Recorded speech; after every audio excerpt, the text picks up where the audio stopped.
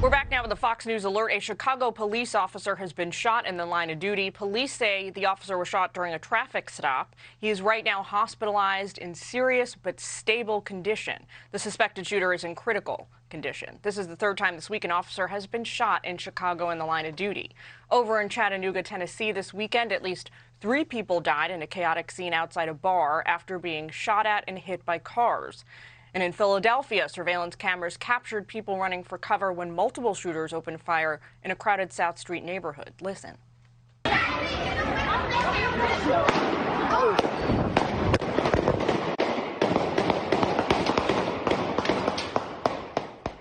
At least 3 people were killed in those shootings. And so far, police have not made any arrests. But now Philly's district attorney is calling for immediate gun control measures, tweeting this morning, quote, "The terrible crimes last night on South Street tell our Pennsylvania legislators it's time for real action. Boycott NRA lobbyists, boycott NRA donations, and bring real common sense gun regulation to Pennsylvania now." Meanwhile, the L.A. District Attorney, George Gascon, is walking back his pronouncement that the sheriff's department there agreed to a 5-month probation camp sentence for a teen who mowed down a mom and infant with his car. Gascon now telling Fox News Digital, quote, "Need to correct our statement from yesterday. LASD was not involved in the decision on the felony charge, as they were not the investigating agency in that case." All right, Gianno, I'm going to take it out to you first. Chicago being, your hometown. What do you think? I'm absolutely disgusted by the violence that continues in my hometown. The police superintendent said that there was over 76 officers either shot or shot at in 2021 alone. There were over 800 homicides in 2021. I think back to just several years ago, my younger brother during Memorial Day weekend was in a car with 2 of his friends when 2 men walked up and shot that car 25 times. Thank God my little brother lived, but his best friend died in his arms. These policies, it's terrible. It's absolutely terrible. These policies that have been perpetrated by the Cook County prosecutor, Kim Fox, where she's allowing people with felony cases of murder and rape, she's dropped 25,000 of those particular cases. If you're going to have these soft on crime measures, you're never going to get the crime problem under control, whether it be in Chicago, whether it be in Philadelphia, Detroit, wherever it may be. These policies must change, and they got to get tough, and they got to get tough immediately. Otherwise, we're going to see more and more people dying in the streets daily. I'm so sorry to hear about that, Gianno. I had no idea. Thank you so much. Shocking I appreciate and that. horrific. Raymond, so over in Philly, the district attorney is calling for gun control. Take a listen to what Steve Scalise said this morning on Fox News Sunday. I want to get your reaction. You could look in California. They had a bill to raise the age in the state of California, and a federal court ruled it unconstitutional. So instead of trying to go down unconstitutional routes, why don't we look at why more young people are doing this? We need to be helping get kids more engaged in alerting authorities if they see something they're concerned about, and let the authorities take action if it's necessary and try to intervene and stop something before it happens, instead of just immediately rushing to go take the rights of gun owners away. What do you think? Well, Steve Scalise is my congressman, and as you recall, he was victimized in that congressional baseball yard shooting, where this lunatic. Yeah, of course. Yeah, remember they opened fire on Steve Scalise, and so he really speaks from authority here.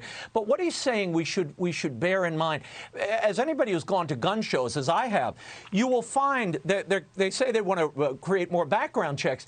When you get in line and go to purchase a gun, many times you will see grandmothers or girlfriends buying the guns for other people. So I don't know how those background checks are quite going to clear up the problem of, guns spreading through the community here or anywhere else. But it seems to me when you look at all these cases, whether in Chicago or Chattanooga or Philadelphia or here in New Orleans, there is a cheapness to life today.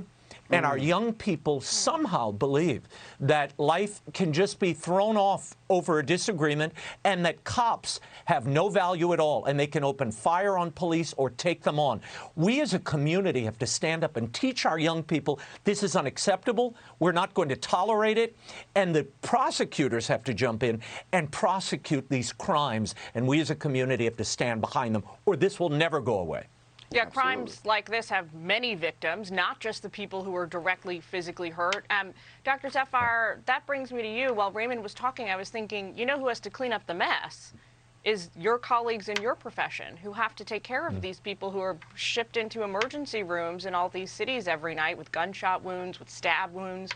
What is the thinking among your colleagues about how to confront this epidemic? Well, Jillian, I spent over a decade of training at a level 1 adult and pediatric trauma center. And, I can tell you that, violence is not new to our country. But we are certainly having a crime wave right now. But it's more than that. We're having a violent surge. And we have to look at why. We have historic homicides rates in 2020. Bloodshed continued throughout 2021. And now we're seeing in 2022. What happened? Well, COVID happened. The basic fabrics of our life were completely upended. You had rise in unemployment. You had children being taken out of school. No extracurricular activities.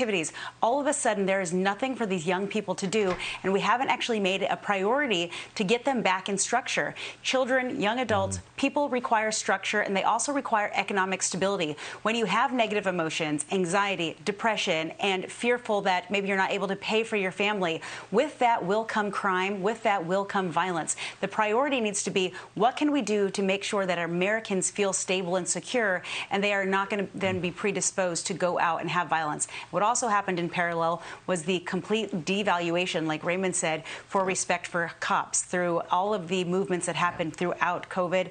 And unfortunately, it has left us in a very difficult position, and hospitals are struggling with it. You just saw we had shootings at a medical center, and it's very frustrating when you hear we need to talk gun control, gun control, gun control. Yes, okay, we can have those conversations, but checking little boxes like Raymond is saying by just doing stronger background check, that's not going to fix it. It is a foundational problem that the president, the White House, the federal government needs to do something about to make sure Americans can afford the basics of life.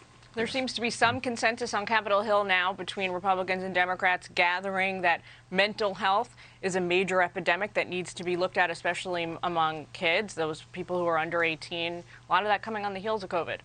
Guys, we could talk about this the rest of the hour, but we're going to have to leave it there and move on to something else. Hey, Sean Hannity here. Hey, click here to subscribe to Fox News YouTube page and catch our hottest interviews and most compelling analysis. You will not get it anywhere else.